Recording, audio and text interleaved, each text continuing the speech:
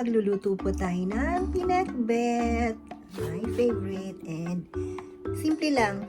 It's my own version. I don't know what's your version and the original version, pero ito yung aking version. Yan. Lalagyan ko lang siya ng konting shrimp. Kasi para makakain din si hubby. And yan, my favorite ang palaya, kaya marami siya. Yan. Itong talong. This is sitaw or string beans. I bought I was so happy when I saw this in the market. Talagang kumuha ako ng limang bundle. And yung isang bundle is worth 100 yen. So, nakalimang bundle ako. And tipiring ko yon. So, nakakuha na. Ito, ginamit ko na siya. And okra. Mahal ang okra dito, guys. So, yan lang. And yung talong is ito lang natira. May isa pang natira sa ref. So, ito na lang. And, yan, may meat ako. And may shrimp, garlic, and onion. Yan lang ang aking ingredients. I don't know yours, but this is mine. So, ganun na, So, let's go! Let's start cooking.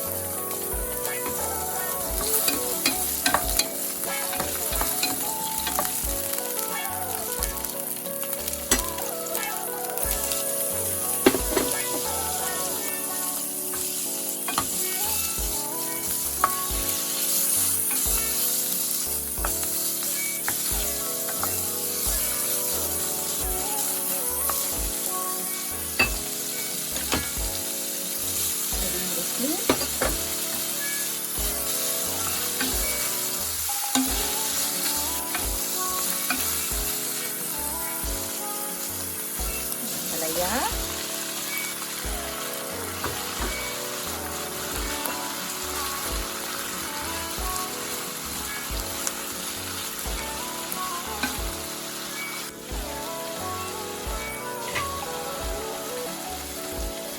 String beans.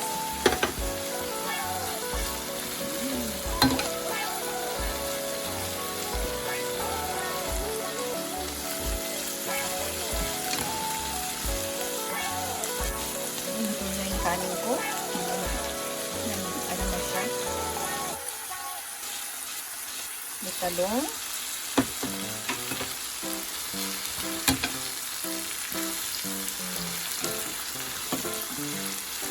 Halo.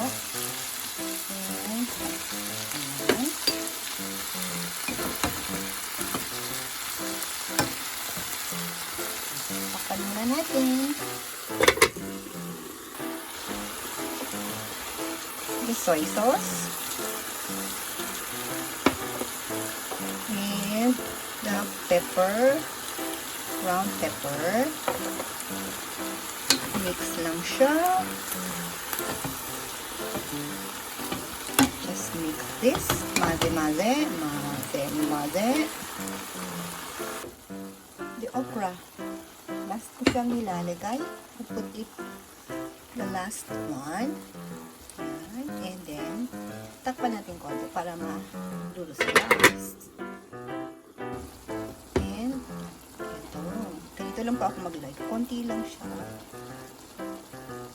Kasi, ayaw ni hubby ng medyo you know na, mangangamoy ang buong bahay.